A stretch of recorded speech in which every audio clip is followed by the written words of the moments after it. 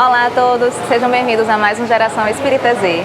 Hoje estamos aqui novamente com Luana Farache falando sobre afetividade, diversidade de expressões do ser. Então fica com a gente, tem muita temática legal e até breve. Boa tarde, bom dia, né? Ontem que era boa tarde, é para isso. Que alegria, né, gente? Como o Marquinhos bem colocou aqui a importância, e eu quero reiterar esse agradecimento, né, e o reconhecimento ao espaço que está sendo dado para a gente discutir um pouquinho mais sobre essa temática, né? Que, como a doutrina espírita já bem nos esclareceu, é fundamental para as nossas vidas, né? E a gente precisa justamente estudar. Porque a gente só erra quando a gente não sabe. E o único jeito da gente saber é a gente buscando, é a gente estudando. E o conhecimento que a doutrina espírita nos traz, ele é transformador porque ele muda a nossa forma de existir no mundo. E é sobre essa ótica que eu vou continuar tecendo aqui alguns comentários.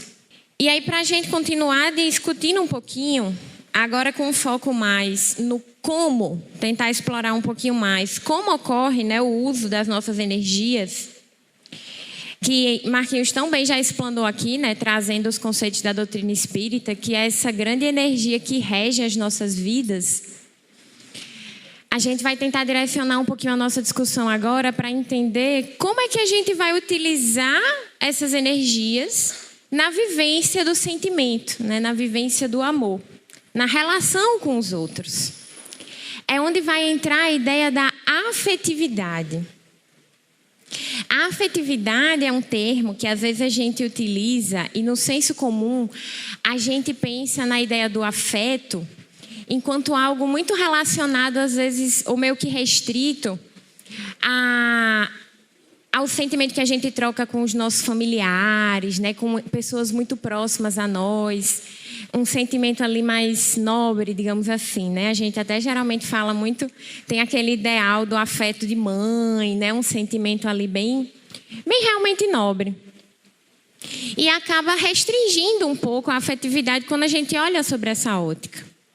Porque na realidade, a afetividade, ela diz respeito a qualquer direcionamento que a nossa psique tenha desse sentimento para todos aqueles com quem nós nos relacionamos. Os seres humanos, né, nós somos seres afetivos em essência.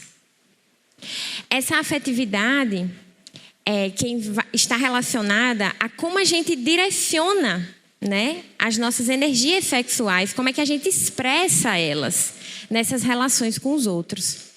E quem vai falar para a gente dar alguns direcionamentos, né, algumas diretrizes sobre que características tem essa afetividade em nós, é a nossa querida Joana de Ângeles. E a primeira característica que ela traz sobre a afetividade é o fato de que ela é algo inato. Ela diz assim para a gente no livro Amor, Imbatível Amor.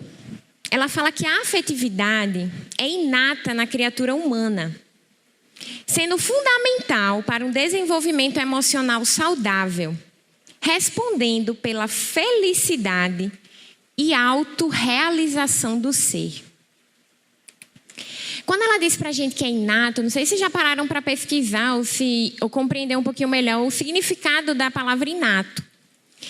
Inato está relacionado a tudo aquilo que pertence ao ser, desde o seu nascimento. E aí, se a gente for falar de algo que é inato no espírito, a gente vai estar falando de algo que está em nós desde que fomos criados por Deus. Isso é uma informação importante porque a gente está vindo de uma construção que a gente passou há alguns anos atrás com a questão da pandemia, que veio a questão do isolamento social. Onde muitos de nós estávamos distanciados do convívio, né, desse momento ali mais próximo. Alguns, né, conviviam ainda no seio familiar, então estavam em casa e tinham a presença do pai, né, dos irmãos, de um cônjuge. Mas muitos de nós moramos sozinhos e não tínhamos ninguém conosco nesse momento do isolamento. E daí aconteceu um adoecimento muito grande, justamente por esse distanciamento dos outros. a gente acabou se perdendo um pouco nesse processo de conectarmos-nos com os outros, de exercitarmos a nossa afetividade. E por ser algo inato em nós, algo estrutural na criatura humana, quando a gente opta por distanciar, por isolarmos esse nosso lado, a gente adoece. Não é à toa que sociedade é uma lei da natureza, é uma lei de Deus. A gente precisa estar junto, gente precisa de gente. É uma alegria a gente estar aqui hoje, numa manhã de domingo, juntos. Trocando energias, trocando fluidos, né? Trocando aqui as nossas energias criativas.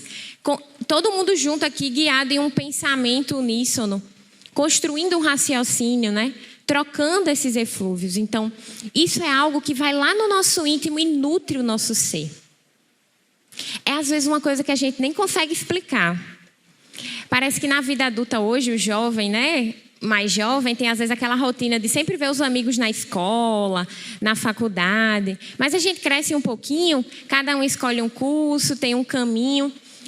E já vi um negócio mais difícil do que arrumar uma data que todo mundo possa ir para o rolê, que a gente consiga se encontrar, aí aquele eterno, vamos marcar, bora, a gente se encontra, né?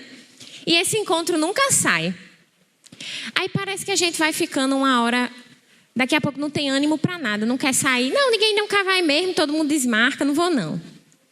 E daqui a pouco a gente está em casa, só sai para trabalhar. Se a gente tiver sorte no nosso ambiente de trabalho, a gente ter um grupo legal, né, que tem uma energia bacana, a gente até passa bem. Mas se a gente fica meio isolado ali, no nosso grupo de trabalho, sem muitas conexões, a gente vai ficando meio borocochô, né?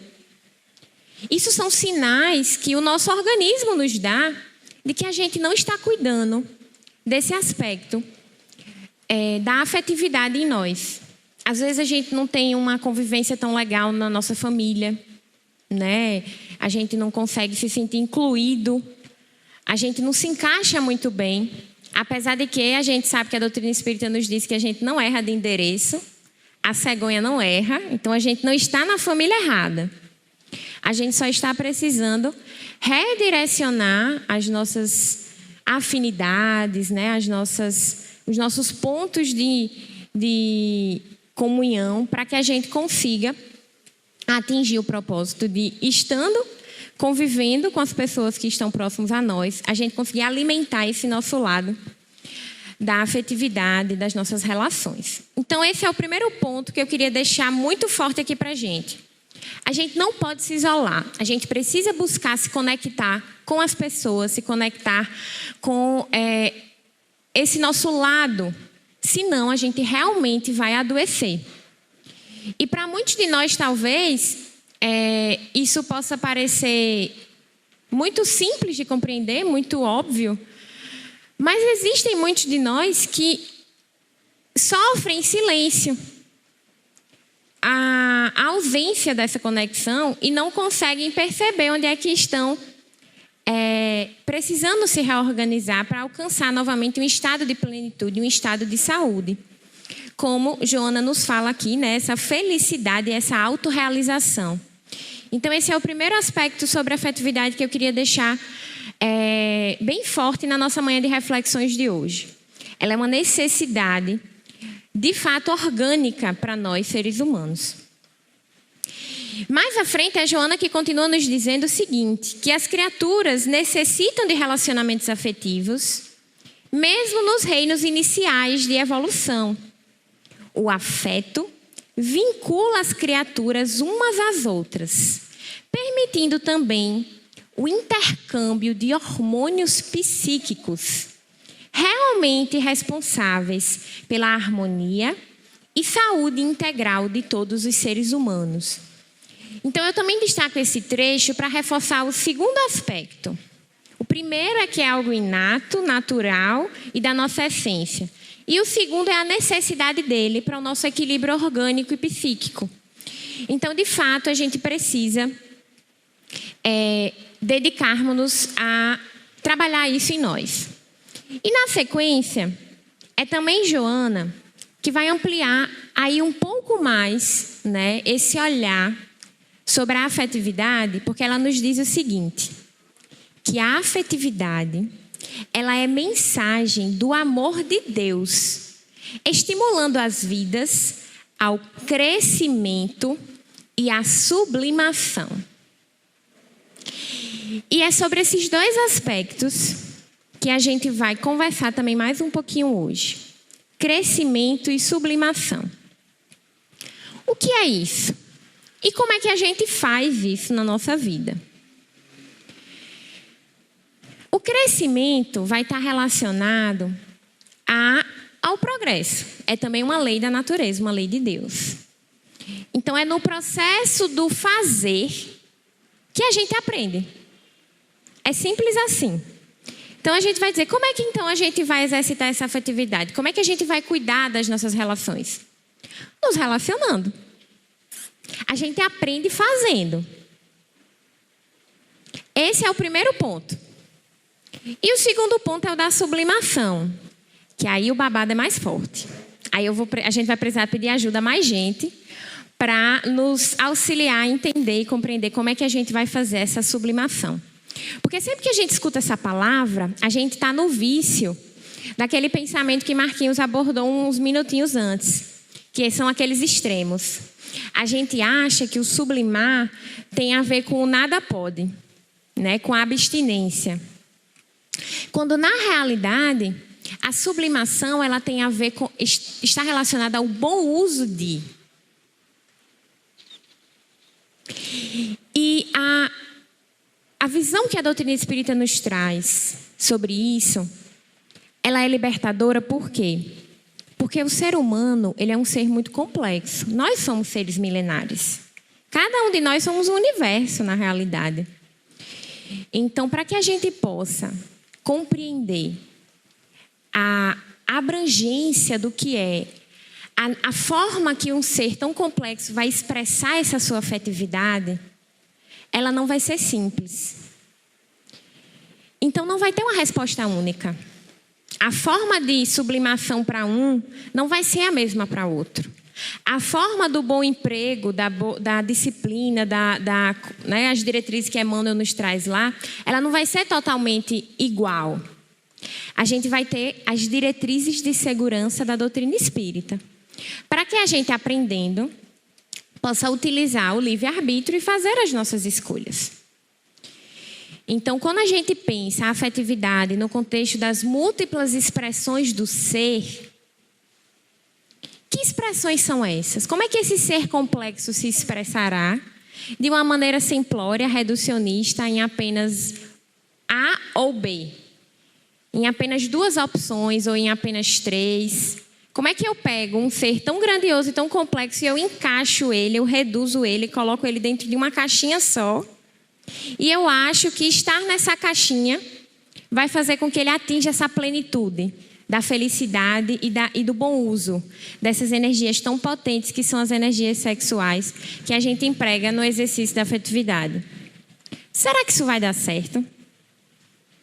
Eu costumo dizer assim que no momento a gente tem as diretrizes da doutrina espírita e elas são um grande...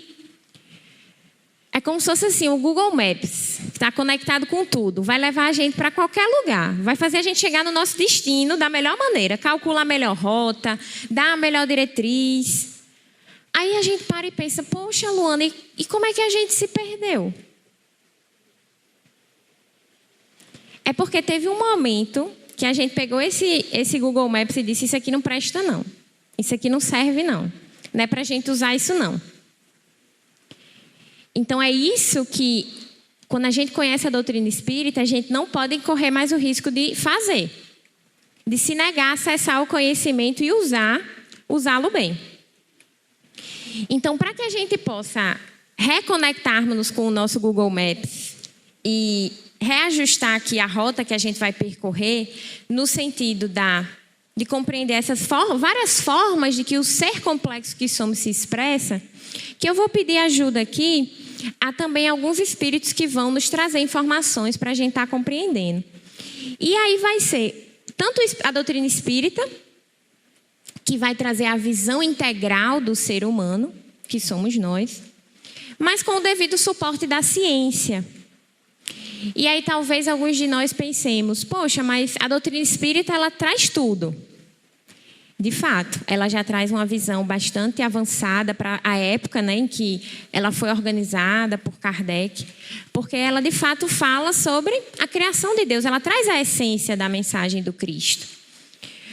Porém, vai haver algumas temáticas que ela vai precisar, como os espíritos mesmo muitas vezes nos dizem, que a gente não estava num momento da humanidade, de avanço do conhecimento, para compreender tudo. Tinha coisas que a gente ia precisar avançar um pouquinho mais enquanto compreensão da humanidade, né, enquanto faculdade do raciocínio, para que a gente pudesse compreender. E Kardec fala sobre isso no capítulo 1 da Gênese, no item 55, quando ele vem falar para a gente, ainda dentro dessa ideia do que é a fé que a doutrina espírita prega, de trazer para a gente a ideia de uma fé raciocinada que busca lógica, que enfrenta a razão em qualquer momento da humanidade. Ele vem falar para a gente sobre o aspecto progressivo da doutrina espírita. E aí não é progressivo numa ideia de... É progressivo numa ideia de que a gente está, mais uma vez, em consonância com uma lei da natureza, que é a lei do progresso. Então, ela vai avançar. Não é que ela se torne obsoleta, mas que ela vai... E aí, nas palavras de Kardec, ele nos diz o seguinte: a doutrina tem que ser, e não pode deixar de ser, essencialmente progressiva, como todas as ciências de observação. Pela sua substância, alia-se a ciência, que sendo a exposição das leis da natureza, com relação a certa ordem de fatos, não pode ser contrária às leis de Deus, que é o autor dessas leis. E aí ele segue: caminhando de par com o progresso, o espiritismo jamais será ultrapassado, porque se novas descobertas lhe demonstrassem estar em erro acerca de um ponto qualquer, ele se modificaria nesse ponto. Se uma verdade nova se revelar, ele a aceitará. Então, reflitamos sobre essa colocação de Kardec, porque ela é muito importante. A gente não está dizendo que a doutrina espírita ela não esteja trazendo um conhecimento relevante. Ela está. Mas toda vida que a gente se deparar com uma lacuna, com algo que a gente não está compreendendo, a gente, sem medo de errar, deve buscar a ciência. Agora, não é a ciência do achismo, não é a ciência da opinião de um ou dois. É o que, de fato, instituições que têm um papel, né, uma responsabilidade perante a sociedade, perante o compromisso, de fato, com o avanço do conhecimento, estão dizendo. Então, eu vou trazer aqui alguns conceitos à luz da doutrina espírita com o complemento da ciência. E aí a gente está falando de fontes como a Associação Americana de Psicologia, que é a pioneira no estudo das expressões do ser. E aí a gente está falando de conceitos que mais à frente eu vou abordar um pouquinho, que vai estar naquela sopa de letrinhas que muitos lembram, né, que cada dia mais surge uma nova concepção. Vão estar lá nas siglas, o LGBTQIAPN+. Né? Então, cada dia surge uma nova letra, um novo conceito que expressa uma ideia. Mas não é uma ideia de uma pessoa. A gente está falando de estudos que há alguns anos já se debruçam sobre compreender a psique humana. E quando eu falei de caixinhas lá atrás, eu estava querendo dizer que muitas pessoas questionam isso. Mas hoje, antigamente, não tinha isso, né? A gente não ouvia falar. E por que não ouvia falar? Porque, na realidade, não se deu a opção de se falar sobre isso. Não tinha alternativa. Como no passado, a gente não poderia estar aqui hoje, na manhã de hoje, conversando sobre a doutrina espírita. Como se a gente der um passo ainda mais, antes na história da humanidade, o único momento que a gente encontraria tantos cristãos reunidos, provavelmente era no circo de Roma. A gente era o lanche dos leões. A gente não estaria aqui num ambiente de fraternidade, de acolhimento, dialogando, né? Tendo a oportunidade de estudar, de conhecer. A gente estaria, se muito evoluídos, talvez em um cântico aqui de misericórdia, né? Em prece, esperando a hora de voltar para a pátria espiritual. Então, esse argumento de que algo que antes não existia, ou que a sociedade não aceita, é porque está errado, ele não é um argumento que a gente vai poder sustentar à luz da fé raciocinada. A gente vai precisar realmente aprofundar os nossos estudos. E aí eu tenho 10 minutos, que bacana. É porque a gente fala pouco, é complicado, né? A gente vai se empolgando. Mas vamos então, de maneira objetiva aqui, entender o que é que vai trazer o Espiritismo, inicialmente, né? Sobre essas formas de expressões do ser. Inicialmente, a gente sempre lembra, né, da pergunta 200 do Livro dos Espíritos, que é sempre nosso ponto de partida, quando Kardec tem a sensibilidade de questionar se tem sexos os espíritos. E aí, todos nós conhecemos a resposta, né, quando ele diz que não como entendeis, pois que os sexos dependem da organização, ou seja, vai estar vinculado ao corpo físico. Porém, na ótica do espírito, há entre eles amor e simpatia, mais baseados na concordância dos sentimentos. Ou seja, o espírito está dizendo assim para a gente, o espírito, ele não tem sexo como você vê na Terra, condicionado a um aspecto do corpo físico, a uma genitália, né? Se tem uma, é mulher, se tem outra, é homem. Não é dessa forma que funciona na ótica do espírito. Porém, há entre eles, sim, amor e simpatia. E mais à frente, o espírito Joana de Ângeles, ele também vai nos trazer uma informação muito interessante, que já vai ter relação com conceitos que a ciência nos traz, que tem relação com o conceito de gênero, que vai ser o seguinte, e aí ela bebe muito, né, da psicologia, na perspectiva junguiana, quando ela vem trazer para a gente a existência de polaridades no espírito. O espírito, ele não vai ter o sexo enquanto um modelo organizador ali biológico da matéria, mas nesse processo de vivenciar o amor e a simpatia, ele vai criando afinidades, ele vai desenvolvendo polaridades. E aí Joana nos fala o seguinte, que é o que o Jung vai chamar de ânimo e ânimas, que em outras concepções também se fala o yin yang, ou seja, são aspectos que vai se desenvolver como braços de uma balança. Cada um tem o seu papel e o espírito vai vivenciar a experiência carnal na condição de homem ou de mulher ou outras formas de expressão, e ele vai equilibrar esses braços da balança. Ora desenvolvendo mais um aspecto que vai estar ligado à amorosidade, à docilidade, ora aspectos mais direcionados a um rigor, né, a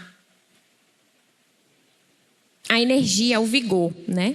De maneira que isso, à medida que ele evolui e que ele experiencia, esses braços vão se equilibrando. E é exatamente isso que Joana nos fala. Ela diz o seguinte, que no processo de evolução, o espírito é assexuado, ou seja, não vai ter um sexo definido. Porém, experiencia as duas polaridades, nas quais a vigência de hormônios, e aí ele vai trazer o papel do corpo físico, que vai definir essas questões, até certo ponto. E ele diz que desenvolve, então, aptidões, ora físicas, morais, intelectuais e ora emocionais. E aí o maior modelo que a gente tem desses aspectos é novamente o próprio Cristo. Quando a gente para e se debruça, né, sobre os textos, a gente observa que em vários momentos o Cristo é tido como modelo de, ora da afabilidade, da doçura, ora com o vigor necessário, com a assertividade. Então ele equilibrava muito bem essas duas polaridades. A gente vai chegar lá. Não é tão simples ainda, né? Mas a gente vai continuar nas fieiras da reencarnação, experienciando e conseguiremos chegar nesse equilíbrio perfeito. E mais adiante, aqui já é uma fala que André Luiz nos traz, quando ele vai trazer para a gente um conceito que vai estar mais relacionado à questão do que hoje a ciência chama de identidade de gênero. O que é isso? Isso diz respeito à forma como o indivíduo se percebe. começou a se investigar, dialogar com as pessoas e a se perguntar: como você se sente? Eu não quero mais olhar para a sua genitália para dizer se você é homem ou se você é mulher. Eu quero saber com que você se identifica, como você se percebe. E aí foram surgindo vários relatos, várias experiências. E foi se criando esse conceito do que é a identidade de gênero, ou seja, com qual gênero o indivíduo se identifica. Não é mais a sociedade que diz. Somos nós que no nosso processo de descoberta nos percebemos. E André Luiz, no livro Evolução em Dois Mundos, ele já trazia para a gente conhecimentos acerca disso. E é até um fenômeno interessante quando a gente traz essa concordância entre a ciência e a doutrina espírita. Em vários momentos a gente vai perceber que tinha coisas que a doutrina espírita já nos falava e que a ciência ainda não compreendia e que ela agora compreende e organiza, sistematiza para a gente. E tem coisas que a doutrina espírita dava para a gente ali, alguns elementos rudimentares, iniciais, e aí na hora que a ciência avança, ela consegue compreender melhor aquilo. E aí na obra Evolução em Dois Mundos, André Luiz fala o seguinte, que o sexo é, portanto, mental, em seus impulsos e manifestações, transcendendo qualquer impositivo da forma em que se exprime. Trocando em miúdos, quem define o sexo não é o corpo, é o espírito. E aí, eu vou ter que fazer um corte aqui abissal, mas a gente ainda vai ter perguntas e eu tenho certeza que vão chegar aqui questionamentos para a gente, então tragam mais, os façam, né? O pessoal está aí com as pranchetas, deixem suas perguntas. Mas como fechamento dessa temática, eu queria trazer assim, qual é então, diante, né, desses conceitos, dessas concepções que a doutrina espírita e que a ciência nos traz, qual é a importância da gente estar dialogando e estudando sobre isso? É importante que a gente se esclareça para que a gente saia da obscuridade e da ignorância. Porque a ignorância, ela reforça maus hábitos nossos do passado, que são o preconceito, que é a discriminação. E quando Emmanuel nos dá aquela diretriz de segurança que ele fala, o devido respeito ao próximo e a nós mesmos.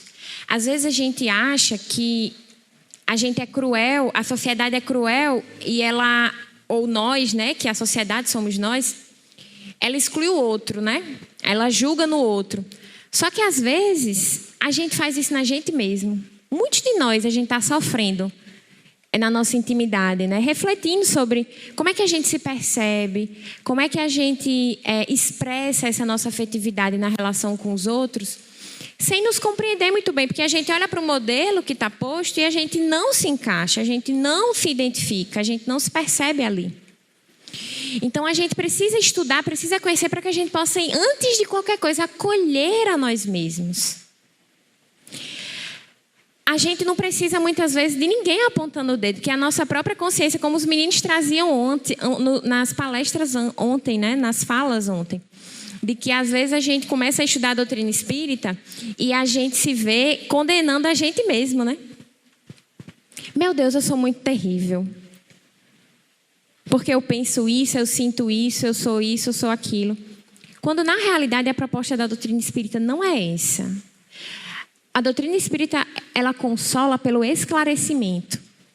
Então, a gente precisa buscar o conhecimento para que a gente se compreenda e aí a gente possa externar e transbordar esse conhecimento para o outro e acolher o outro. Então, a importância da compreensão e do estudo para que a gente possa acolher a nós mesmos e ao próximo. E respeitar a diversidade. O modelo mais perfeito que a humanidade já conheceu, que é Jesus, não julgou e não excluiu ninguém. Então, quem somos nós? E é exatamente sobre isso, é com essa fala que está em Emmanuel, no livro Vida e Sexo, que eu encerro a minha fala de hoje, que ele nos diz o seguinte: observada a ocorrência, isso no capítulo 21, de Vida e Sexo. Observada a ocorrência, mas com os preconceitos da sociedade, construída na Terra pela maioria heterossexual, ou seja, aquelas pessoas que têm uma concordância entre o sexo biológico e a identidade de gênero, e também sobre o direcionamento da sua afetividade, né, para com pessoas do gênero oposto, ou seja, eu sendo uma mulher que me direciono a minha afetividade para homens, do que com as verdades simples da vida. Essa mesma ocorrência vai crescendo de intensidade e de extensão com o próprio desenvolvimento da humanidade. E o mundo vê, na atualidade, em todos os países, extensas comunidades de irmãos com experiências dessa espécie. E aí aqui a Emmanuel está comentando exatamente sobre esse fenômeno que a gente observa hoje, que muitas pessoas relatam, de cada vez mais a gente observar essa diversidade das expressões do ser se multiplicando. E que isso é perfeitamente natural. Somando milhões de homens e mulheres, solicitando atenção e respeito, em pé de igualdade ao respeito e à atenção devida às criaturas heterossexuais, ou seja, aquelas que estão em conformidade com o que a sociedade determinou. Então, meus queridos, que nós possamos seguir essa diretriz de Emmanuel e entender que, antes de tudo, a gente precisa, de fato, exercitar o respeito, o acolhimento, à luz dos esclarecimentos que a doutrina espírita nos traz. Muitíssimo obrigada.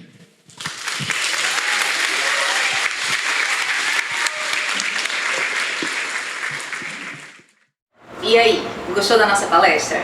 Então, seguimos na próxima semana ainda falando sobre sexualidade, agora com Marcos Leal, falando sobre energia sexual.